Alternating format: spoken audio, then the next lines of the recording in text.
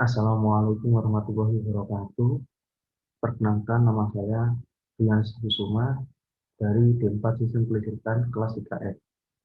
Pada kesempatan kali ini, saya akan mempresentasikan mata kuliah Instrumen Sistem Tenaga,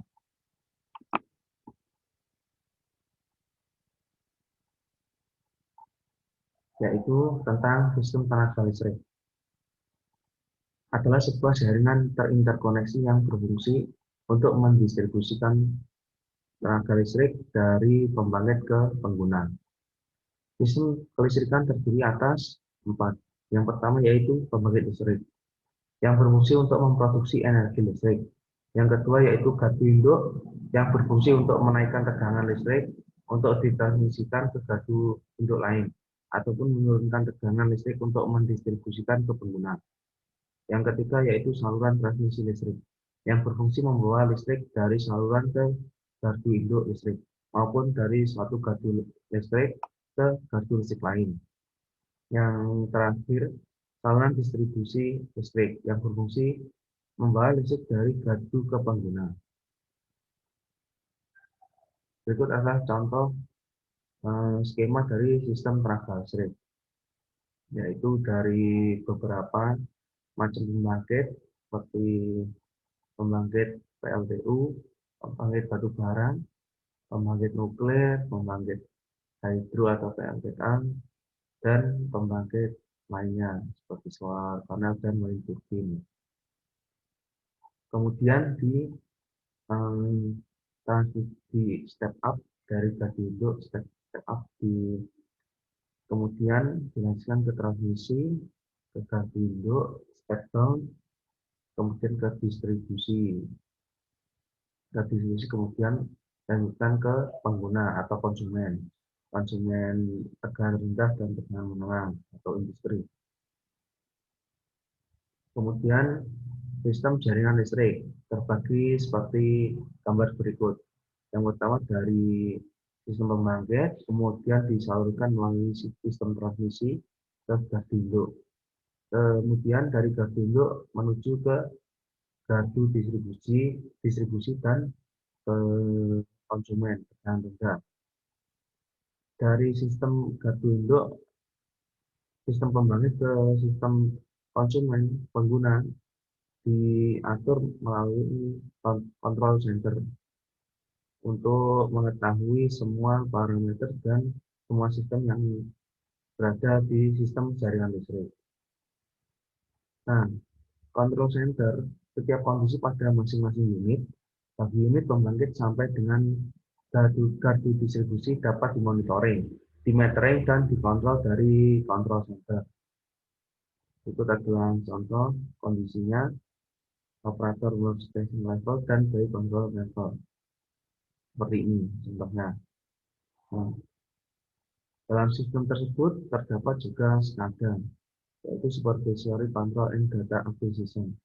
Adalah suatu sistem pengawasan, pengendalian, dan pengolahan data secara real-time dari remote terminal unit, RTUs, atau sumber komunikasi di lapangan, sehingga memungkinkan untuk melakukan pengawasan dan pengendalian dari jarak jauh.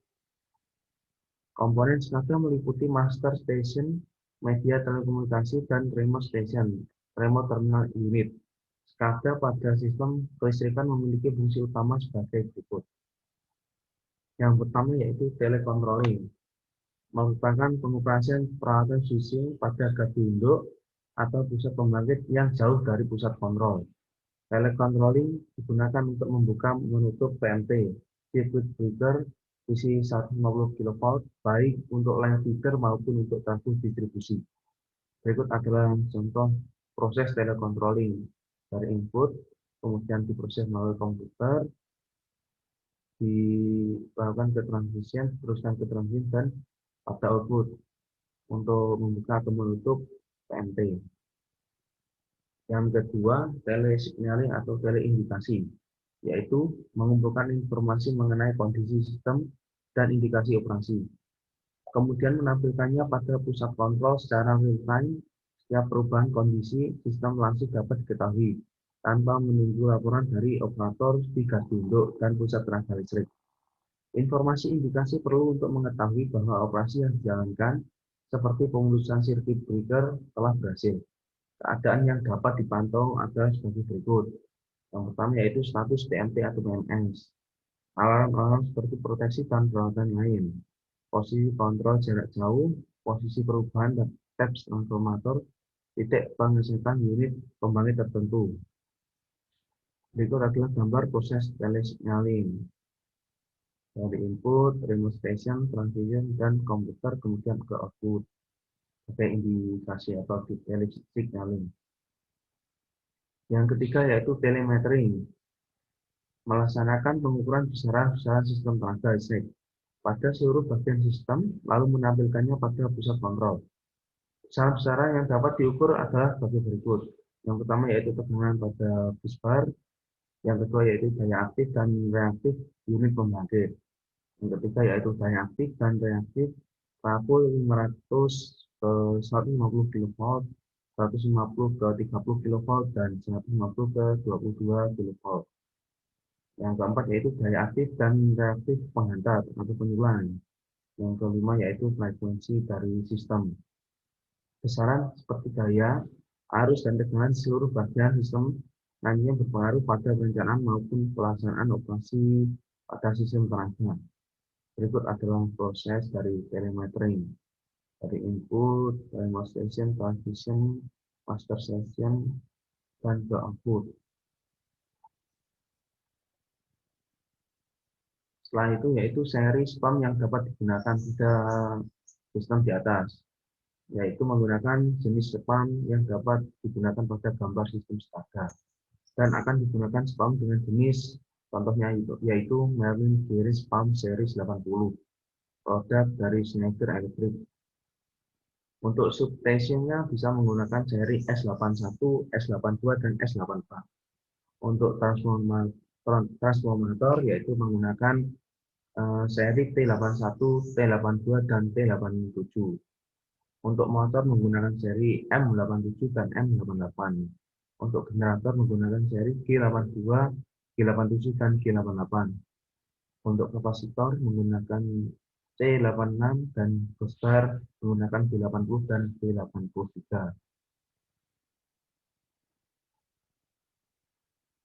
Kurang lebihnya pemaparan dari saya. Mohon maaf dan terima kasih. Wassalamualaikum warahmatullahi wabarakatuh.